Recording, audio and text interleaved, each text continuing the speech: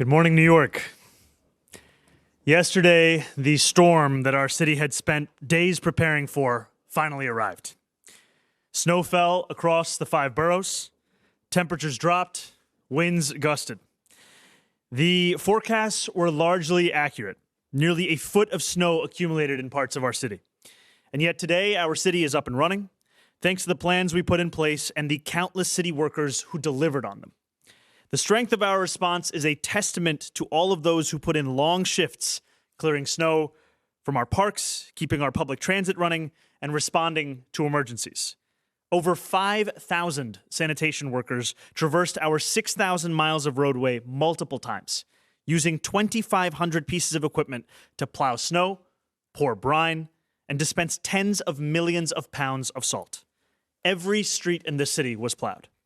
Nearly 19 tons of anti-icing solution were applied to the East River bridges by our DOT crews. The City Tow Truck Task Force, which helped our 53 motorists yesterday and today, didn't just help keep roads clear across the 5 boroughs. They freed trapped motorists, escorted plows, and ensured ambulances could get to those in need. These are our fellow New Yorkers who do immense work that is often unseen and unrecognized. They keep our city running no matter the challenge before them. They deserve immense credit and immense gratitude, to which they would respond, I'm sure, that they were only doing their jobs. New York was prepared, and New York weathered the storm. I want to commend the leaders who are here with me today, those who are still hard at work at our emergency operations centers, and every agency that communicated and coordinated effectively across government to serve this city. And I want to commend also the countless everyday New Yorkers who did their part to help our city stay on its feet. The neighbors who shoveled snow off their stoop and then did the same for the stoop next door. The business owners who salted the whole block. The young people who brought supplies to the elderly couple upstairs. We prepared for this storm together, and we rode this storm out together. Now, while the worst is behind us, there is still more to be done as we clear the snow and restore our city. Our top priority remains ensuring that every New Yorker can remain safe and warm throughout this prolonged cold period. Enhanced Code Blue protocols have been in place since Friday night and empowered our outreach teams to make 170 placements in shelters, safe havens, stabilization beds, drop-in centers, and hospitals over the weekend. The vast majority of these placements were to shelters. Just because the storm has passed does not mean that the danger to homeless New Yorkers has passed. Outreach teams are only intensifying their efforts today to connect vulnerable New Yorkers to shelter. This is an all-hands-on-deck effort. And I continue to ask New Yorkers to call 311, which will route these calls to 911 as it is a code blue, whenever they see someone who may require assistance. I also want to ask New Yorkers to continue to stay off the roads as much as possible for another day as DSNY crew continue to plow our streets. A hazardous travel advisory remains in effect. As we announced yesterday, today is a virtual learning day for our students, with exceptions for high school students and schools serving only grades 6 through 12 that are observing a previously scheduled professional development day. All after-school programs, adult education, and school-based programming have been canceled. As of 9:15 a.m. this morning, we have over 400,000 parent, student, and staff logons. Again, as a reminder, high school students and grades 6 through 8 students co-located with high school students had a previously scheduled day off for professional development, so our decision to go remote impacts a portion of our school system, about 500,000 students who are scheduled to be in school on Monday. I did visit a classroom this morning remotely alongside the Chancellor and reiterated my offer to students that they could pelt me in the face with a snowball. They were very excited about that and asked for a time and place. I said, you can find me anywhere in New York City. There remain some interruptions to service. Alternate side parking is suspended today and will also be suspended tomorrow. Payment at parking meters will remain in effect. The Staten Island Ferry is continuing to run on a modified schedule every 20 minutes. And I want to also ask New Yorkers to be patient with garbage collection as DSNY prioritizes snow removal in the immediate short term. But our city is steadily coming back online. Lyft's suspension of city bike service has been lifted. The New York City Ferry is running once again and operating at 90% capacity. Buses and subways are also running normally, though I would encourage New Yorkers to budget some extra time on their commutes. Our goal is for all services to be fully restored by tomorrow, with all streets cleared, students back at school in person, and our city back to normal, albeit with a lot of snow piled up.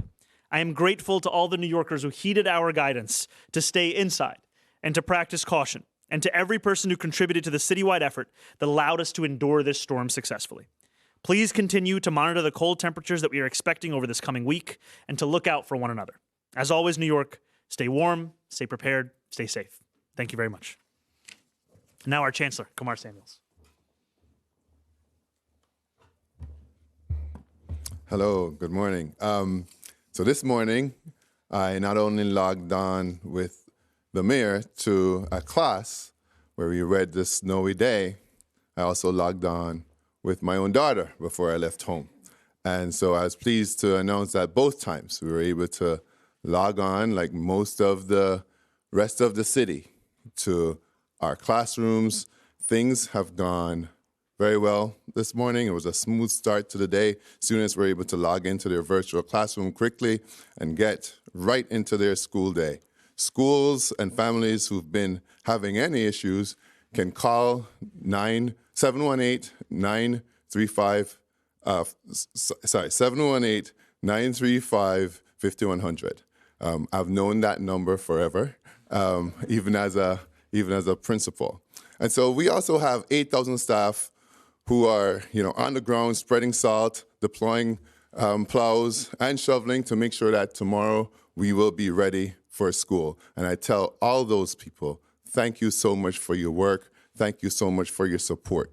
We have also opened 10 high schools across the city as warming shelters for families, for people looking for shelter. And we have school safety agents deployed in all of those situations.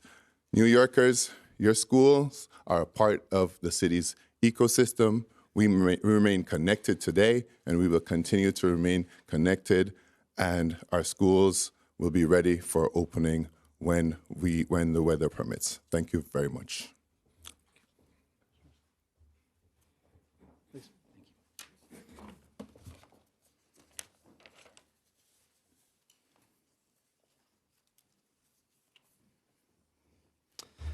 Good morning. I just want to start by thanking the thousands of city employees and volunteers who worked through this weekend shoveling snow, responding to emergencies, serving our most vulnerable, conducting outreach and coordination overnight and in dangerous conditions.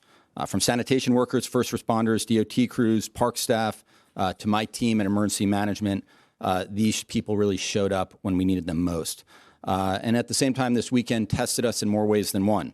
Alongside the major snowstorm, we faced prolonged extreme cold, as well as 2 tragic fires in the Bronx. And although snow cleanup is underway, I want to be very, very clear that we are not out of the woods yet. We still have a lot of work to do. Dangerous weather conditions persist throughout the week with frigid temperatures, placing utilities and infrastructure under pressure, and vulnerable New Yorkers remain at risk. This reality has guided our response from the start. It's guided our planning, and will continue to guide our work in the days ahead. And it's important for everyone to understand that as a city, we do have a lot more work to do. This was the first major snowstorm New York City has seen in years. We stayed focused on getting clear, timely information to New Yorkers early and often. Tens of thousands of New Yorkers signed up for Notify NYC during this storm so they could stay informed about travel conditions, warming centers, and safety guidance. Knowing is half the battle. Informed New Yorkers make safer decisions, and New Yorkers did exactly that. People stayed off the roads when possible. They checked in on neighbors, and they took advantage of city resources. We were able to open, as the Chancellor said, and the Mayor, warming centers across all 5 boroughs. At Emergency Management, we coordinated this response around the clock through our Emergency Operations Center, connecting agencies and partners together 24/7 in real time, ensuring our plows were able to operate across all 5 boroughs.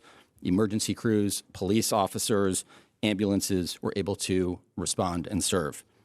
The Mayor and his team, they really did a great job empowering agencies to act early, communicate clearly, and work together.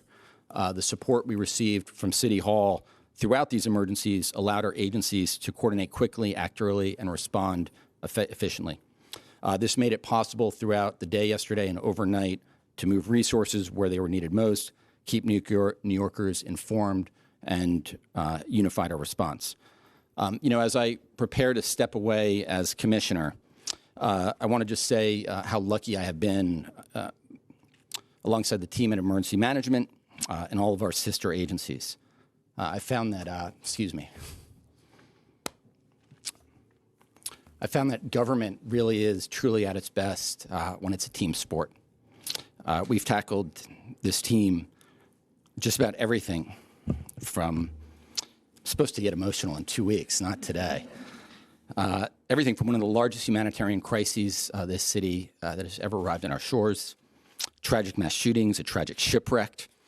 We've seen record-setting rainfall, heat, other extreme weather. We've had major cyber incidents, space weather, air pollution from Canada, aviation accidents. We've had building collapses, water main breaks, an endless number of fires.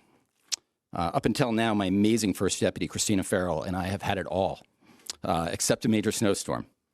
And one of the things I want to say is I'm very confident that no matter what the future holds, this team has it. This team is incredible. And Mr. Mayor, I also want to say to you, you really are building a great team here at City Hall. In the short time we've worked together, it's been a busy, busy couple of weeks. And I've seen you and your team show up for New Yorkers on their worst days through 5 alarm fires and more. It's been a busy few weeks. And I'm confident that with this team, including your amazing Deputy Mayor for Operations, Julia Gerson, and so many others, our team at NYCM, and the thousands of men and women who serve this city, who show up day in and day out for the people of this great city, I know this city is in great, great hands. So thank you all so much.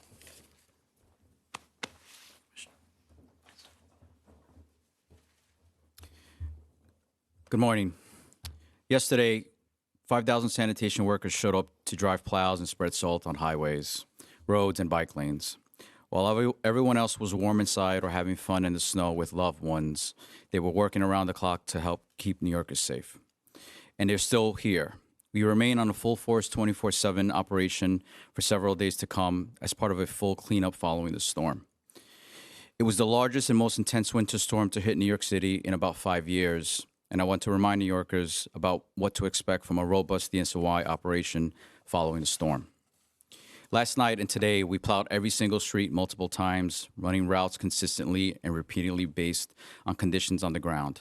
Because of that work today, the streets are passable for emergency vehicles and people who must drive to get to work. The same is true for bike lanes, which are so critical for New Yorkers in the delivery field. But this is an ongoing process. Those huge mounds of snow can't stay at the corners. They need to be hauled away. And as New Yorkers address their sidewalks or dig out their cars, bike lanes and roadways will still need additional passes from DSNY. We are not slowing down. We have hundreds of emergency snow shovelers working today with an emphasis on making sure areas around schools are ready for tomorrow. We have hired extra equipment for snow hauling and ridge breaking, and given the deep and ongoing cold, we will soon activate snow melting operations, setting up large machines that can each melt up to 120 tons per hour. In short, we will continue to address all conditions throughout the week.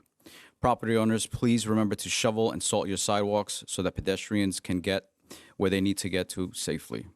The city is open, and it will get more and more open in the hours ahead, thanks to the work of this department and this administration at large. Thank you.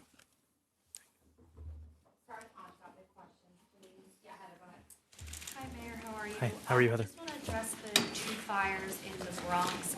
Both of them had, unfortunately, deaths related to them. Speaker Menon, as well as Councilmember Pierina Sanchez, said that they were concerned about the lack of clarity and coordination when they got to the scene, particularly with information being communicated to residents, whether it was safe to go back into their homes.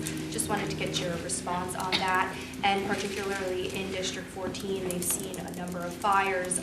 Usually it's a big area where we see, they said 6 fires since December. Is there more resources being activated to that community to address these concerns? So this fire, frankly, the 2 fires that we saw over the weekend and this fire that you're asking about specifically, it was a tragedy. And my heart, and for all of us up here, goes out to the family of the deceased.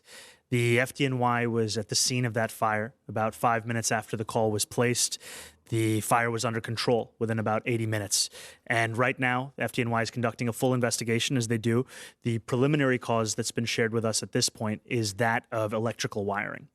And our city agencies were on the scene alongside FDNY, including DOB and HPD, to serve residents. And I spoke to Councilmember Sanchez directly yesterday evening, and we remained in close coordination to ensure that every single affected resident was given transportation to a hotel. And what I will say just broadly is, and Commissioner Iskell spoke about this in his own remarks, but a number of the times where we've seen each other have been at five-alarm fires. We have seen each other at a number of the worst moments for New Yorkers. And on Saturday, I was at the first fire that occurred in the Bronx over the weekend. And when I met with the woman in whose home that fire began, and she leaned in for a hug, and I embraced her, I could still smell the ash on her clothing. And this fire, it consumes people's lives. People lost, in some cases, New Yorkers lost their life. In far more cases, New Yorkers lost their pets, they lost their belongings, they lost the things that really give them a sense of self. And I'm very thankful, frankly, for our partners in the council, as well as for our city agencies and our partners with the American Red Cross, because what I've seen so often is that it is in a moment of loss, of devastation, and it's at that very moment where people need help the most, and I'm proud of the work that people are doing. Yeah. Grand Street fire was the electrical. Yes, the second fire. Yes. Thank you. Hi, Mayor. How you doing? Hey, how's it going? Two sort of forward-leaning questions with this big storm being chased by very, very cold temperatures, particularly in the overnight hours. First, what is the sidewalk clear deadline, and are you worried with this kind of sleeting down ice last night and then already very cold, a lot of New Yorkers just simply won't be able to do it, and then what? And then also, you mentioned a number of removals of homeless individuals. We did have some people found deceased. Are you doing anything different moving forward into this next phase of the storm and cold as far as getting people off the streets? So I'll answer the second question first, and then I'm going to pass it over to our Deputy Mayor Curson for the first question. So first and foremost, I send my deepest condolences to the families and the loved ones of those New Yorkers that lost their lives.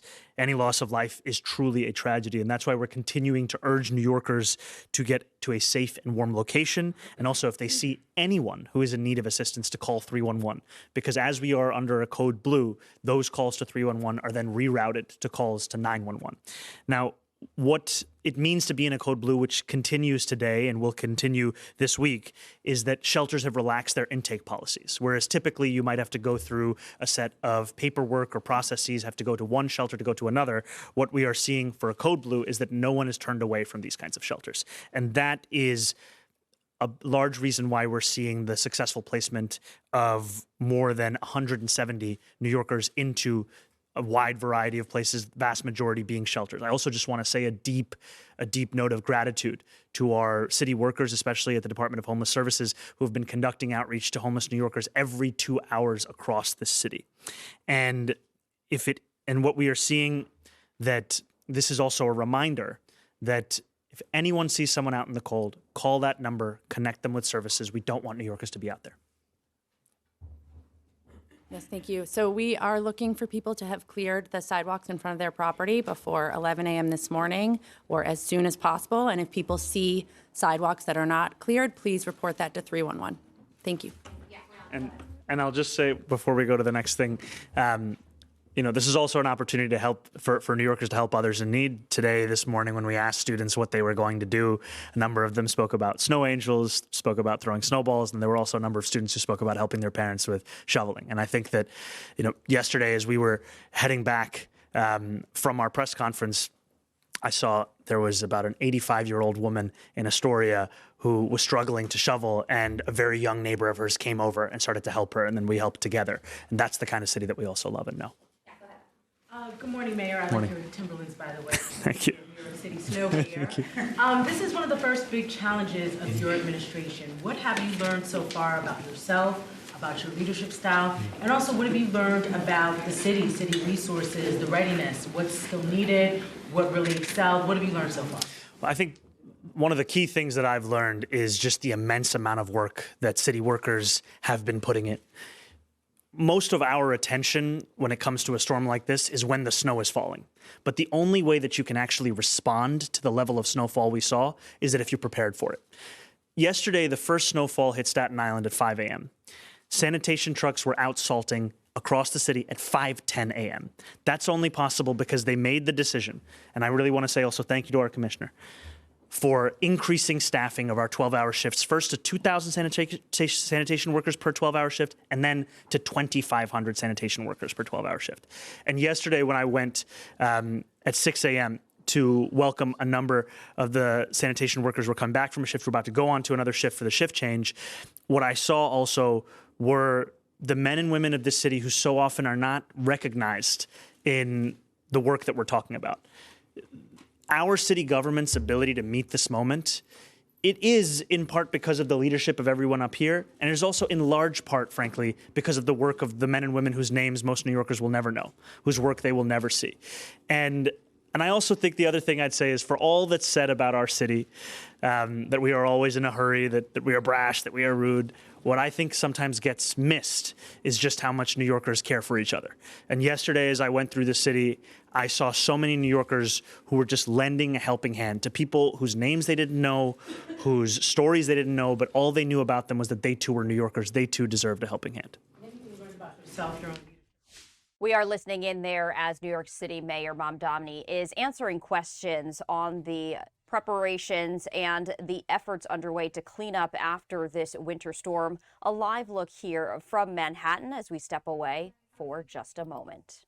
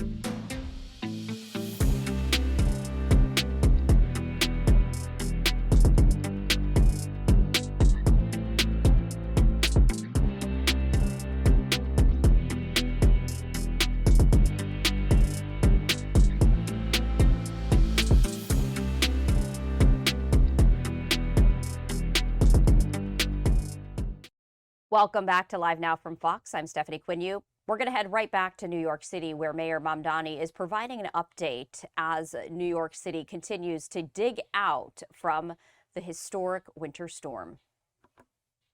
If it's their responsibility. And I want to make very clear from our city government that actually we view your problems as our problems. We want to be there to help you. And what I've seen city workers do in providing that kind of warmth, you know, on Saturday morning when I went to the warming center after we saw that fire in the Bronx, and I was there alongside Speaker Hastie and State Senator Jamal Bailey and Councilmember Kevin Riley, was that New Yorkers were at a loss of what could happen next. This was before the worst of the storm was to hit. What could they do? And it was through the kindness, the service of city workers and also the American Red Cross that they were finding a moment to get a sense of themselves. So I'll pass it over for your first question. You're very welcome. Good morning. Yes, if an individual is in danger, right, danger to themselves or to others, we will involuntarily remove individuals to the hospital. That is our solution of last resort. Wherever possible, we really try to build relationships and trust with the individuals that we serve. Over this weekend, there were 3 involuntary removals to the hospital, but as the mayor has noted, many, many more voluntary removals, and that is based on the long history and relationship building that outreach workers do, and to convince people that this is, in fact, a truly exceptional circumstance and they need to accept a placement. Hi, Mayor. So did you give the guy a jacket? Is it working? No, we actually put him in his car and gave him hand warmers, got the heat back up. I wanted to ask, one of the things I noticed, and I've heard complaints from people, is that bus stops haven't been cleared, and even crosswalks, like even this morning coming to City Hall, Park Place, and Broadway, like it was about 2 feet high when they cleared the sidewalk. So whose responsibility is it, particularly for bus stops? I saw yesterday tons of, elderly getting on buses, and it was difficult for people to climb over the snow pile. So I don't know if that's the property owners who have the bus stops in front, or whose responsibility is that, and if the city will step in to get some of these cleared. Yeah. I'll have our deputy mayor speak. Yeah, sorry. Yeah, it is the Department of Transportation's responsibility to clear bus stops, and we have activated extra resources from our contractor and our DOT staff to be working on that. This was sort of an extraordinary amount of snow, and as you know, all of our workers are working to do everything around the city to clear snow in front of their properties, but we are working to clear all those bus stops. Do you have data on how many were cleared? I saw, anecdotally a photo of Brooklyn, but I can tell you, like Queens Boulevard yesterday, major artery, none of the bus stops were cleared, and the buses were still running. So do you have data on how many bus stops were cleared yesterday and today? Not immediately, but people should report those when they see them so that we can respond. Back to the question about the people, the homeless people who are on the streets. And I know that getting 170 people into shelter is momentous and hard to do, but there are sometimes 3,000 or 4,000 people on the street at any given time. I'm wondering, when you do this outreach, where are you going? Are you going to the encampments? Are you going to the subways? Are you going to the other places where people seek warmth to try to convince them to come out of the cold? And how do you feel about the fact that some people have to be brought in involuntarily, especially since the man apparently froze to death at Junction Park in Queens? Look, I think the work of these incredible city outreach workers is both of their own planning, where they know where they have to go to actually find and meet and make the case to homeless New Yorkers, but also it's in response to New Yorkers' calls to 311. And that's why it's so helpful, is that I know there are so many New Yorkers who see someone out in this kind of cold and know what we all know, which is that no one should be out in this kind of cold. And when they make that phone call, that also informs where the outreach workers are going. So it has to be proactive. It cannot be a wait for homeless New Yorkers to come to us. We have to go out there and make the case directly. And I think that the 170 placements, as you said, it's not only a testament to the outreach work that's being done, it's also a glimpse into the far larger number of conversations that are being had. And then when it comes to involuntary commitment, I think, as was said, this is a last resort. However, it is a resort when it is of a medical danger to a New Yorker to stay out there. I just wonder how frustrated you are as a mayor who cares about people, that when we know that there are 3,000 or 4,000 people on the street, and you can only get 170 to come in and get shelter, and you know it's going to be colder and colder as the week goes on. I think first I would say the census of homeless New Yorkers, especially in a moment of this kind of cold, it's hard to pinpoint exactly what it has been over these last few days. However, there is a hope count coming up this week where we will get a more accurate number of how many New Yorkers are homeless here across our city.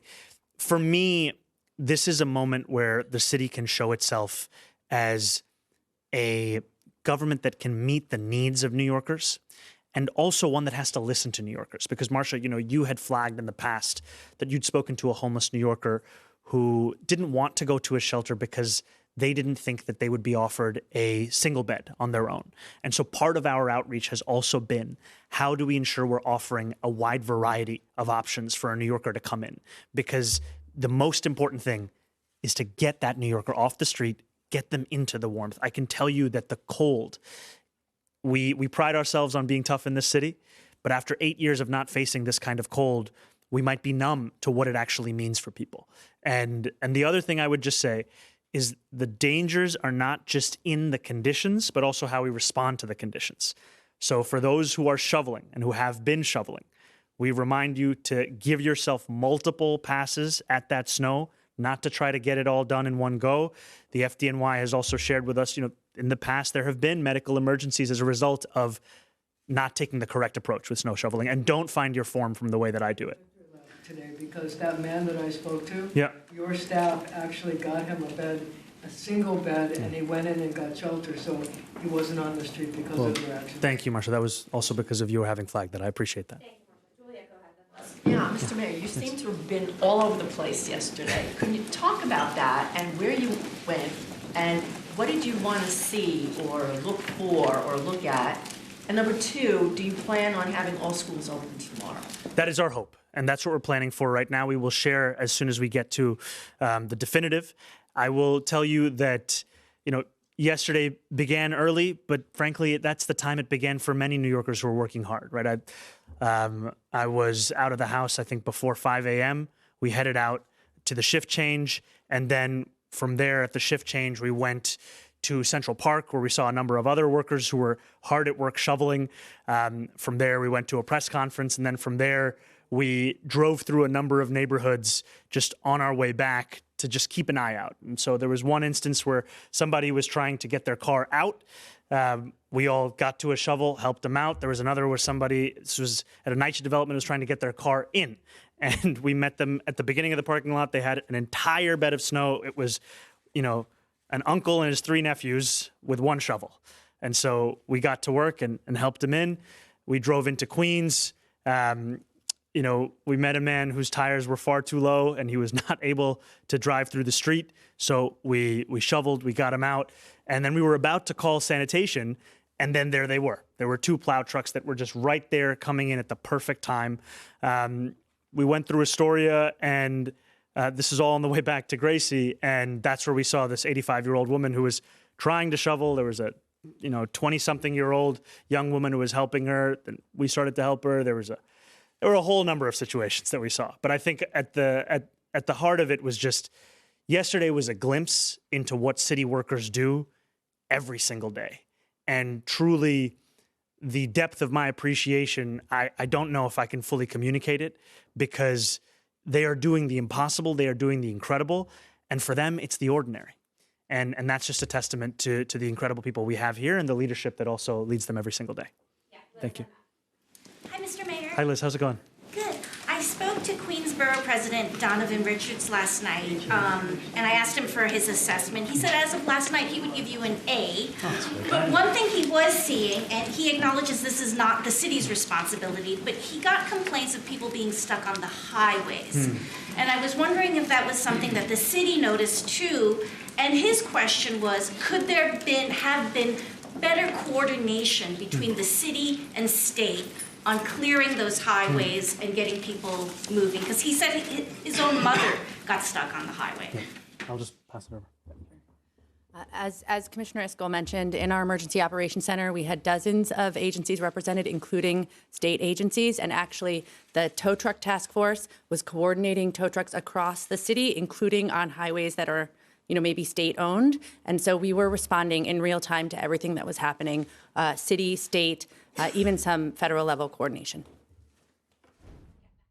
We are continuing to listen in to officials in New York City as they're talking about recovery efforts following a massive winter storm. They're in their question and answer portion. We're going to step away for a brief moment, heading right back to this live event.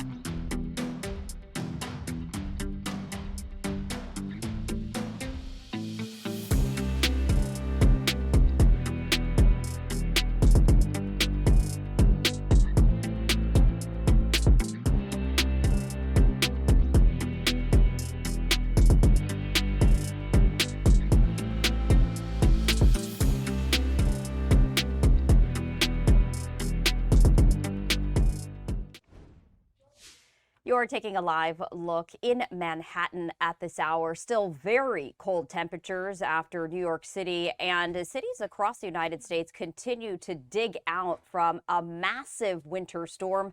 Power outage is also an issue across the U.S.